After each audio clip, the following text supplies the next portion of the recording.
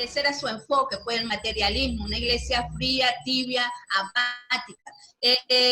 Bien, podemos ver que en la iglesia se menciona que era una tibieza general, diferente a la parte espiritual, porque ellos debieron su mirada a Dios para poner mirada en lo material. Amén.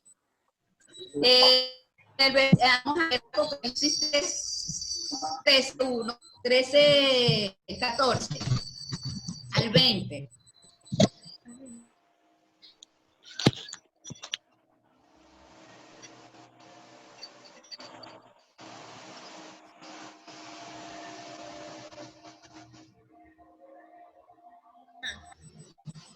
La palabra está bendita.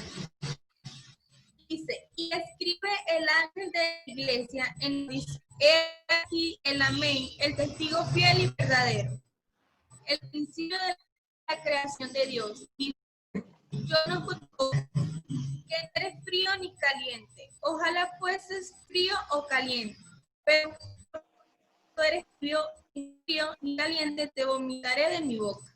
Ok. Aquí podemos ver, ¿verdad?, que es una descripción que Cristo le da a la iglesia, la Odisea, y a sí mismo. Y nos enseña que Cristo se presenta a sí mismo como ejemplo perfecto de esa virtud, el cual estamos en esa iglesia, la Odisea, ¿verdad?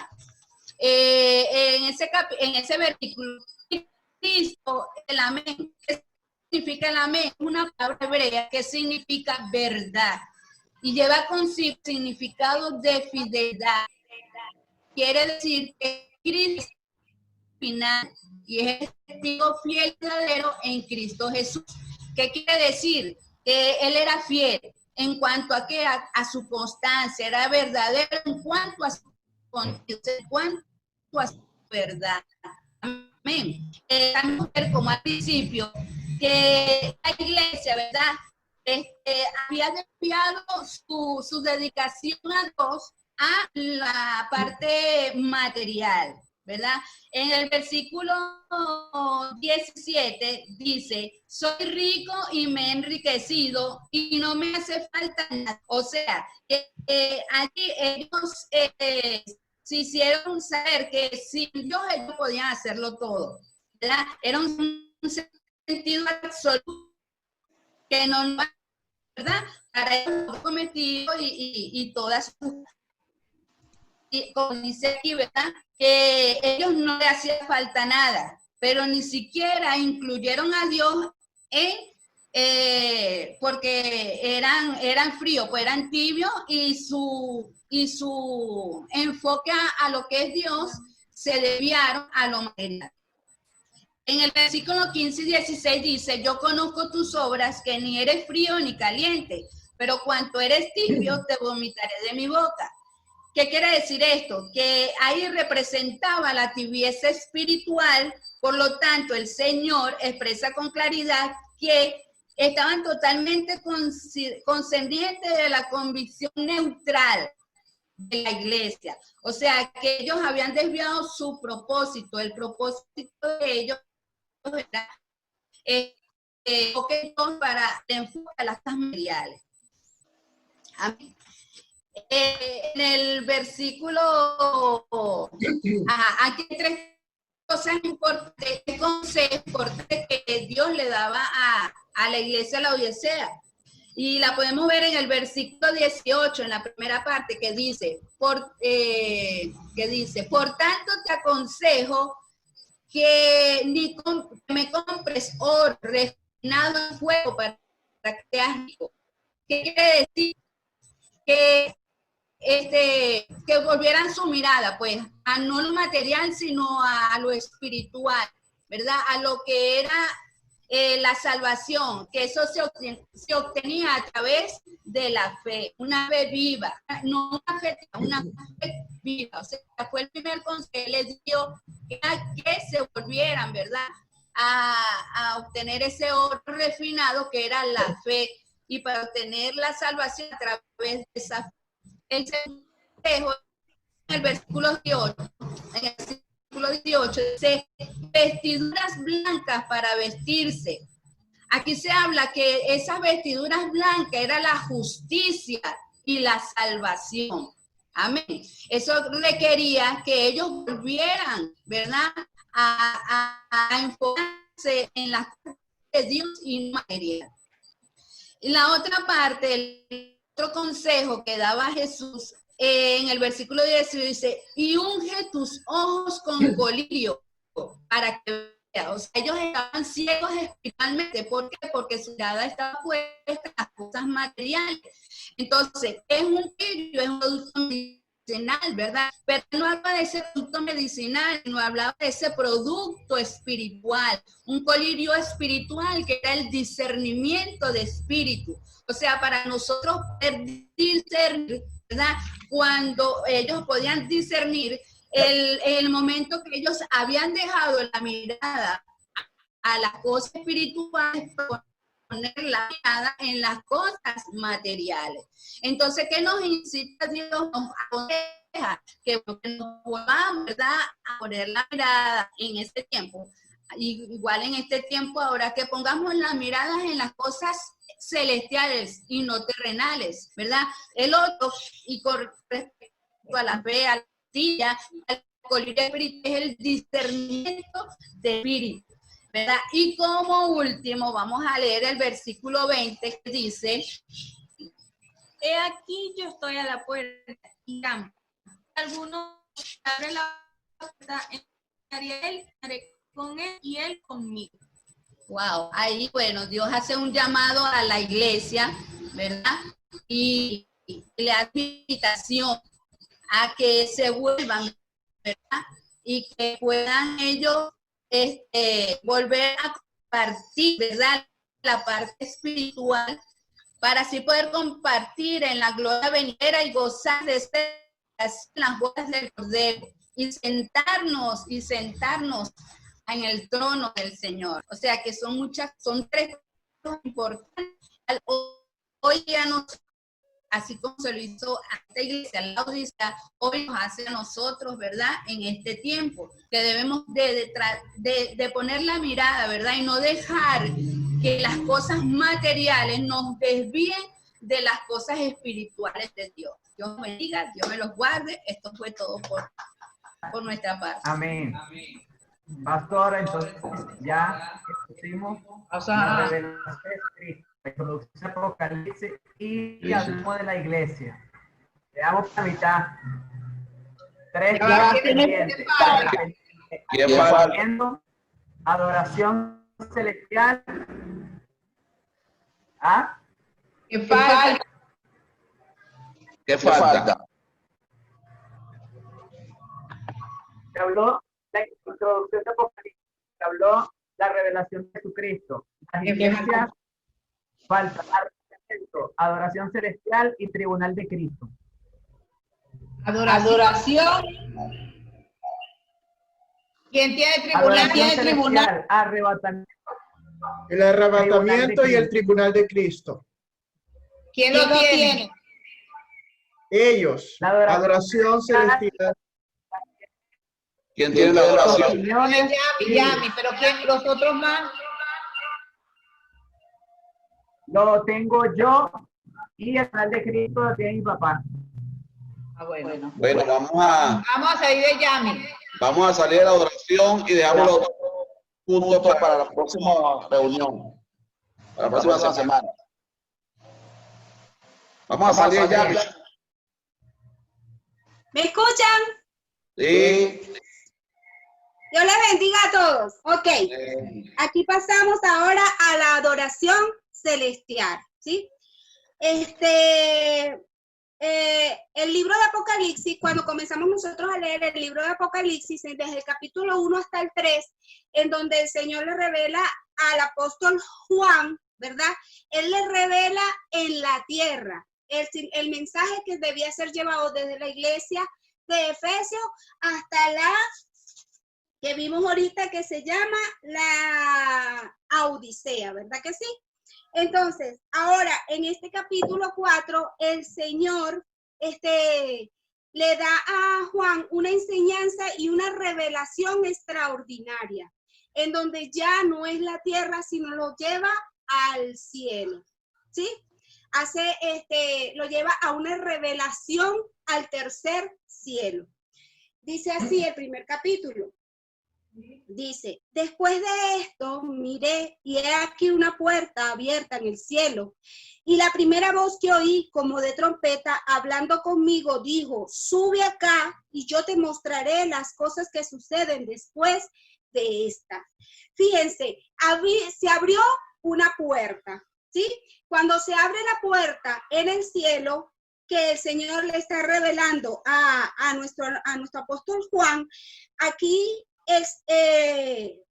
ya él lo está llevando a esa revelación extraordinaria, a un nivel en el cual él está totalmente en el Espíritu, la revelación directa, en donde dice que ya aquí le va a revelar todo lo que tiene que ver con lo futuro, con lo que acontecerá después de estas cosas que sucedieron desde el capítulo 1 hasta el 3. ¿Sí? Cuando nosotros hablamos de una puerta abierta, hablamos también de aquello, de hoy en día lo llevamos a aquellos corazones a los cuales nosotros le llevamos la palabra. Y habla en el capítulo de Juan 14, de 2 al 3, dice, en la casa de mi padre muchas moradas hay. Si así no fuera, yo os lo hubiera dicho. Voy pues a preparar un lugar para vosotros, y si me fuere y os prepararé el lugar, vendré otra vez y os tomaré a mí mismo para que donde yo estoy, vosotros también estéis. Es decir, que el Señor, para aquellos que le aceptan como su único y suficiente Salvador, tiene un lugar especial, ¿sí? Tiene una morada ya preparada. Dice que nosotros aquí en la tierra buscamos de construir un hogar, buscamos de construir un edificio para hacerlo nuestra morada, pero nosotros tenemos que fijar realmente en dónde está nuestra morada, que es en lo eterno, que es en lo celestial. Que cada uno de los hijos de Dios, una vez cuando recibe a Jesucristo, pues pasa a esa morada y de permanecer ahí. Hay de aquellos que hoy no lo aceptan a él, ¿verdad? Dice, la primera voz que oí como de trompeta hablando conmigo. Aquí lo vimos en el capítulo 1, en el versículo 10, ¿verdad? Cuando Jesucristo, lo expuso nuestro hermano Gregory, cuando Jesucristo le habló a Juan, él escuchó como un estruendo que le hablaba, en donde le decía que él era el principio y él era el fin. Y yo soy el alfa y el omega, ¿sí? Entonces, le dijo, con esa misma voz, la voz le dijo, sube acá. El Señor se lo dijo con voz de mando. He aquí, sube para acá porque te estoy llamando. Y en donde vas a recibir la revelación que acontecerá en el futuro. Pero él estando en el cielo, ante los juicios de la tierra, eso sucederá antes de que esos sucesos acontezcan en él, ¿verdad que sí? Entonces, cuando la iglesia será arrebatada, dice, y yo te mostraré las cosas que sucederán después de estas. El Señor advierte a Juan que le ha de mostrar los sucesos que vendrán después de todas estas cosas. Y dándole a él, dice que cuando la iglesia sea arrebatada en las bodas del Cordero, lo vemos en Apocalipsis 19:7. No lo voy a leer para no extenderme. Dice, y al instante yo estaba en el Espíritu. Juan estaba en el Espíritu. Directo, instantáneamente, Juan advierte que él estaba en el Espíritu y que para estar en el Espíritu, atentos a la voz de Dios, ¿verdad? Escucha la voz, esa voz como estruendo. Dice que él era llevado al tercer cielo, pero ¿qué será estar en el Espíritu? Eso lo podemos ver nosotros en el Gálatas capítulo del 22 al 23, cuando nosotros estamos llenos de los frutos de ese espíritu, el amor, el gozo, la paz, la paciencia, la benignidad, la bondad, la fe, la mansedumbre. Pero ¿qué significa también estar en el espíritu? Era una conexión divina que él tenía con el Padre, estar en contacto, comunión con nuestro Padre Celestial, ¿verdad que sí? Y aquí un trono establecido en el cielo. Cuando hablamos de trono, el trono tiene que ver que es el centro del universo. ¿Qué representa este trono? Este trono representa autoridad, representa dominio celestial eterno y gobierno. La palabra trono aparece más de 230 veces en la Biblia y de ellas 45 en el libro de Apocalipsis. Y en el capítulo 4, que es el que nosotros estamos estudiando, aparece 12 veces. En la visión de Apocalipsis, todo ocurre alrededor de ese trono. No hay nada significativo que pueda suceder que no sea en el trono. Dice, y en el trono estaba uno sentado, dice. Este personaje sentado en el trono no era nada más y nada menos que nuestro Dios, el Padre del Cristo. Esto indica que Él es el Rey absoluto, que Él es el que está sentado en su trono y que Él es el que desde allí gobierna como autoridad suprema. Algunos dicen que no hay ningún trono, que no hay fíjense que dice que los ateos dicen que no hay ningún trono, ni mucho menos un Dios. Los humanistas dicen que es el hombre el que gobierna. Pero nosotros como hijos de Dios sabemos que tenemos una autoridad a la cual nosotros dependemos de esa autoridad para ser dirigidos, para hacer lo que hoy somos. Cada uno de nosotros necesita de esa autoridad que es Dios y sabemos que sí hay un trono y que está sentado en su majestuosidad. Sí es cierto que a veces creemos que no hay por situaciones que pasan en la vida, de que nosotros creemos de que Dios no es justo o de que no hay nadie viendo las cosas injustas que aquí padecemos, que aquí tenemos en esta vida. Pero resulta ser que todo ser humano va a pasar por ese tribunal y va a pasar por ese trono, en donde el Señor ahí en el centro del universo está sentado viendo todo, absolutamente todo, en donde ahí juzgará a Satanás, que el Señor reprenda en el nombre de Jesús, y también a todas aquellas personas que no quisieron aceptar el regalo de la salvación y de su gracia. Dice, y el aspecto del que estaba sentado era semejante a piedra de jaspes y de carnolina. En Ezequiel 1:26, ese sí lo quiero leer porque fíjense que en el Antiguo Testamento dice, y sobre la expansión que había sobre sus cabezas se veía la figura de un trono que parecía de piedra de zafiros, y sobre la figura del trono había una semejanza que parecía un hombre sentado en ese trono. Juan, cuando a él ve ese trono, él no compara a nuestro Señor, no lo compara con una cosa humana, con el cuerpo humano. En su majestad, él lo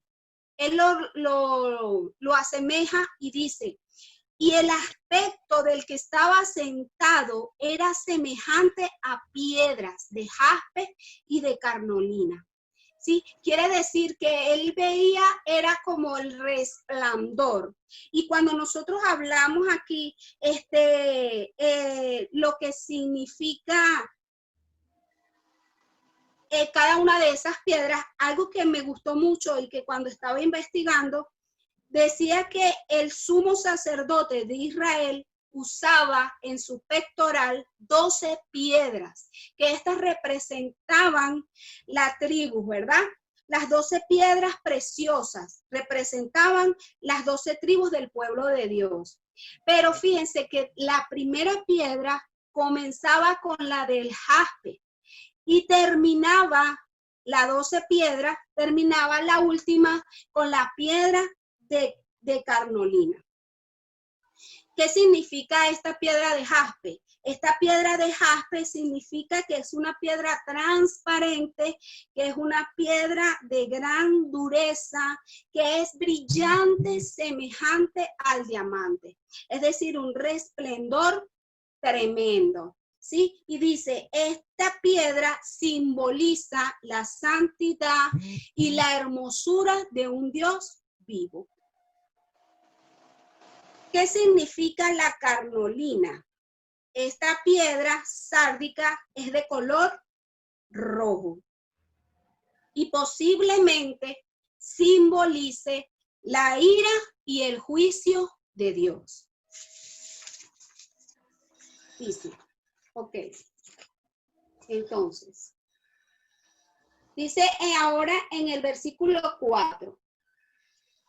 No, perdón, dice, y había alrededor del trono un arco iris semejante con aspecto a la esmeralda. ¿Sí? Había alrededor del trono un arco iris semejante con un aspecto del color a la esmeralda. Es decir, que alrededor del trono no es como estos arcoíris que nosotros hemos visto, que vemos que comienza desde un lado y termina al otro. Este arcoíris del cual Juan vio en ese momento era un arcoíris circular. Este no tenía ni principio ni fin. O sea, era totalmente cerrado. ¿Sí? Y entonces, cuando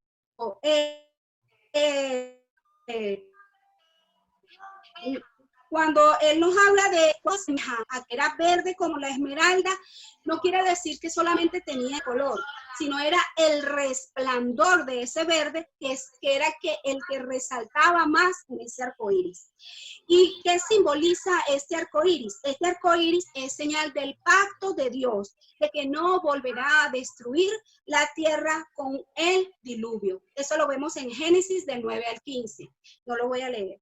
El simbolismo del arco iris expresa la fidelidad de Dios en cumplir siempre su pacto con su pueblo, y ahí es cuando vemos su gracia y su misericordia. Satanás, que es padre de mentira, hoy en día podemos ver cómo utiliza este simbolismo haciendo a un género, ¿sí?, que sabemos que está en contra de los principios de Dios y de lo que Dios estableció aquí en la tierra.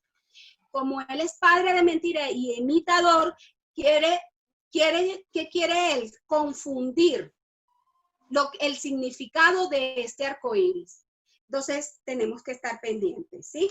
Dice en el versículo 4, y alrededor del trono había 24 tronos, y vi sentado en los tronos a 24 ancianos, vestidos con ropas blancas, con coronas de oro, y tenían en sus cabezas. Los 24 ancianos, que representan estos 24 ancianos? Estos 24 ancianos representan la iglesia ya arrebatada. Teológicamente, muchos hablan y dicen que son las 12 tribus, ¿sí?, de Israel, y que son los 12 apóstoles. Nos habla en el Antiguo Testamento de las 12 tribus de Israel y en el Nuevo Testamento de los 12 apóstoles. Entonces, pero sabemos que esa es la iglesia ya arrebatada, ¿sí? Ok. Entonces, Juan contempla a estos 24 ancianos que los ve con esas vestiduras blancas. Eso nos lo acaban de hablar en la iglesia, cuando hablamos de la iglesia de la Odisea, que en Apocalipsis 3:4 nos dice es cuando nos habla de que los que no han manchado sus vestiduras y andarán conmigo en vestiduras blancas, porque son dignas. Es decir, que es el pueblo ya escogido de Dios, ¿sí?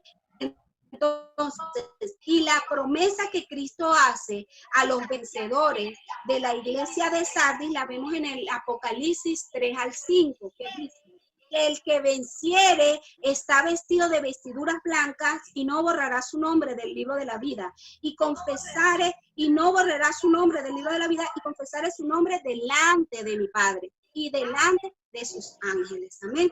Entonces, quiere decir que los que estaban sentados en este trono, lo vemos también en Apocalipsis 3:21, que nos dice, al que venciere, al que venciere, al que venciere, que se siente conmigo en el trono, así como yo he vencido y me he sentado con mi Padre en el trono.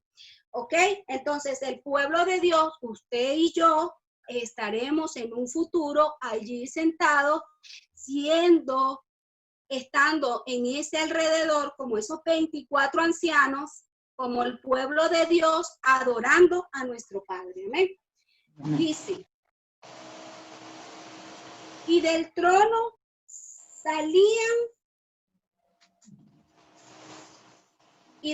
salían relámpagos y truenos y voces delante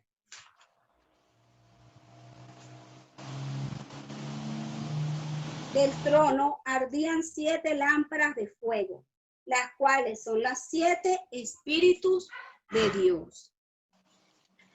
Los relámpagos y los destellos que ahí suenan es nada más y nada menos que vemos ahí, simboliza el poder divino de Dios.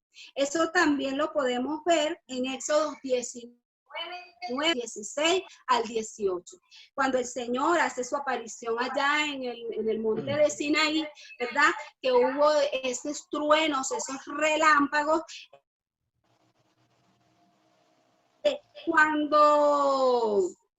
Cuando estos escuchaban y veían los truenos y los relámpagos, se manifestaba que era el poder y la gloria divina de nuestro Señor. Dice aquí también, y delante del trono ardían 7 lámparas de fuego, y las cuales son los 7 espíritus de Dios. Estas lámparas ardiendo representan nada más y nada menos que al Espíritu Santo de Dios. El fuego es uno de los símbolos del Espíritu Santo. Eso lo vemos cuando recibimos el Espíritu Santo en Hechos 2, ¿verdad?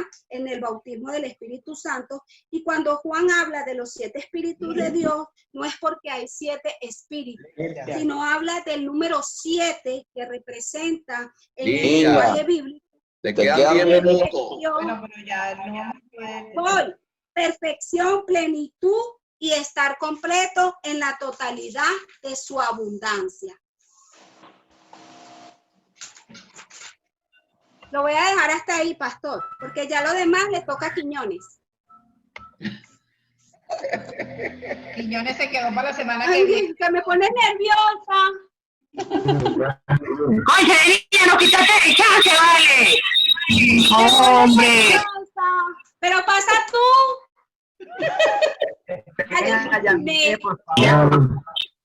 Termino. Ok. Entonces termino, pues. Ok, entonces Juan se refiere a que había esa plenitud, esa totalidad, esa abundancia del Espíritu Santo cuando él habla de esos 7 espíritus, ¿sí? Ok, en el versículo 6, aquí sí termino. Y delante del trono había como un mar de vidrio semejante al cristal. El mar en la tierra, ¿qué significa el mar en la tierra? El mar en la tierra significa agitación, significa caos y significa anarquía. Pero en el cielo, ¿qué significa el mar? El mar delante del trono de Dios, era como un mar de vidrio, semejante al cristal. ¿Qué significa? Es un mar limpio, es un mar cristalino y es el mar Pacífico. Esto nos enseña acerca de la pureza, de la paz y de la perfecta quietud que reinaba en el cielo. Que el Señor les bendiga, Dios les bendiga. Daniel, ¿qué quedó? Bueno. Me quedan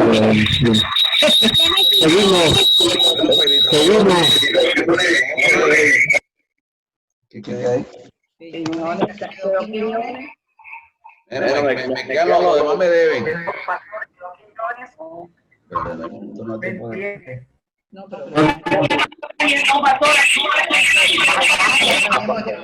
Mira, vamos a estar pendientes los que quedan allí.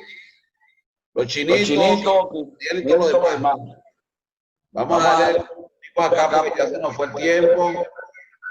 Bueno, felicitaciones al equipo. Lo que pasa es que esto tiene mucho material y hay mucha información que hablar. Pero la idea es que aprovechemos y creo que lo hemos aprovechado bien. Han sido excelentes exposiciones, la de cada uno de los que han participado. Quiero darle una información bien importante porque ya llevo 2 horas acá y no quiero abusar de su tiempo.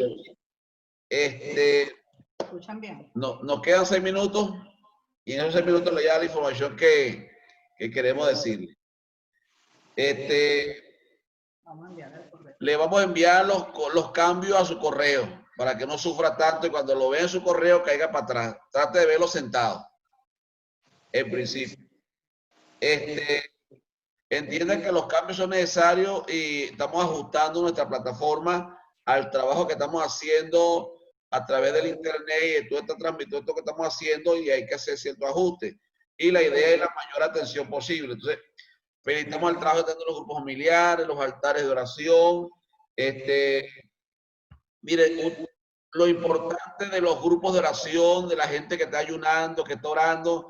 Yo doy gracias al Señor por la gente de los anillos de oración, de los equipos de oración, porque realmente anoche tuve un ataque bien fuerte, a eso de las 12 de la noche, entró un malestar tremendo de sorpresa y de repente, como a las 12 de la noche, quedé sin respiración, una cosa extraña, como si alguien me hubiese tapado la respiración, un demonio tremendo.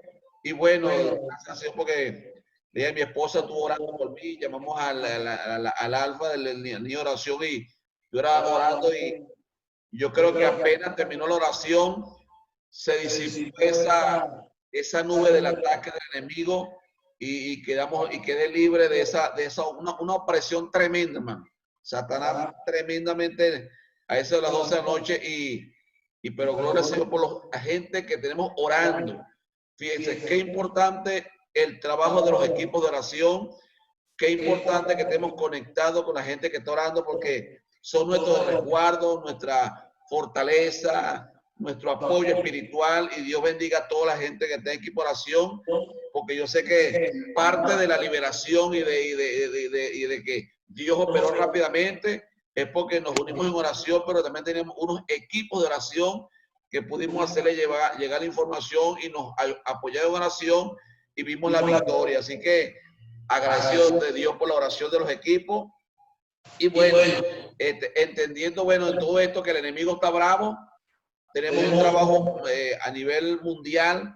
Ya no es solamente una iglesia local, sino estamos haciendo un trabajo que trasciende esta frontera. Y bueno, esto pasa y para eso estamos unos nosotros para orar uno por otro. Fíjense, le vamos a enviar los cambios, pero es importante considerar los niveles de autoridad. Tengo que decir eso, que aquí vamos a tener que hacer otro Zoom. Yo creo que vamos a tener que hacer otro Zoom después que termine de hablar porque... Pero fíjese, los niveles de autoridad. Hemos delegado autoridad sobre pastores, hemos delegado autoridad sobre supervisores, hemos delegado autoridad sobre monitores infantil y monitores de grupos. Es decir, que toda la información debe ser procesada por los monitores de los líderes hacia los monitores, de los monitores hacia los supervisores y de los supervisores a los pastores, para que la ley en nuestras manos ya haya sido procesada y no tengamos que estar averiguando cosas, sino que ya eso está claro. Entonces, hay gente que no entra por los procesos de autoridad, hermano. Y entonces salta los niveles de autoridad. Mire, si la información me llega a mí, me llegó a mí. Yo doy por entendido que eso pasó por el supervisor, por el pastor y por el monitor y ya. Yo no tengo que llamar al pastor, no tengo que llamar al monitor, no tengo que llamar, porque se supone que ya eso pasó por otros medios. Y si alguna información era necesaria que llegara a algunos de esos renglones, como en el caso del Ministerio Infantil, que lo logró los pastores Ferrer, ¿verdad? Toda la información, hasta la escuela bíblica, debió haber llegado a los pastores Ferrer en esa fecha. ¿Verdad? Porque hay unos maestros líderes que atendieron la escuela bíblica y gente que atendió a los niños. Debieron haber llegado en esa oportunidad a través de los monitores, a los supervisores de escuela bíblica y se cierra el ciclo. ¿Por qué le digo esto? Nosotros, por ahí de Xiomara en algún lado, hay una información que maneja la gente de Granitos de Amor para Venezuela. Nosotros le pasamos esa información a Granito cuando cerramos el ciclo, evaluamos 7 meses en el área infantil y cerramos el ciclo. La información que nos llegó para ese momento ya fue enviada a la directiva de Granitos de Amor para Venezuela. Es decir, si alguien después del cierre de escuela bíblica de vacaciones envió otra información, ya esa información no llegó. Y si alguien envió una información a la hermana Xiomara, pues ya se cerró el ciclo, porque se supone que hay canales y hay gente que salta los canales. No le dice nada al supervisor, no le dice nada al monitor y quiere llegar. Eso es corrupción. Usted tiene que entrar por el canal. No se puede llegar directamente al pastor porque yo soy amigo del pastor. No, tiene que haber un canal, el monitor. No se puede ir a otros medios si hay un monitor. El monitor nos da la información, nos filtra la información de que todo está bien. Eso pasa a manos de los supervisores verifican que eso esté bien, pasa a manos de los pastores de red y eso llega a donde debe llegar. Entonces, hay gente que está saltando los canales. Eso nos va a generar problemas, sobre todo en el ministerio infantil. Porque hay cosas dentro del ministerio infantil que estos pastores que están acá, pastor principal, nosotros se lo entregamos a un ministerio, a unos pastores. Entonces nosotros ya ahí nos metemos nosotros. Si nosotros delegamos a una gente, yo no tengo que estar apelando allí porque yo confío en las personas que le entregamos, monitores, supervisores y pastores. Entonces,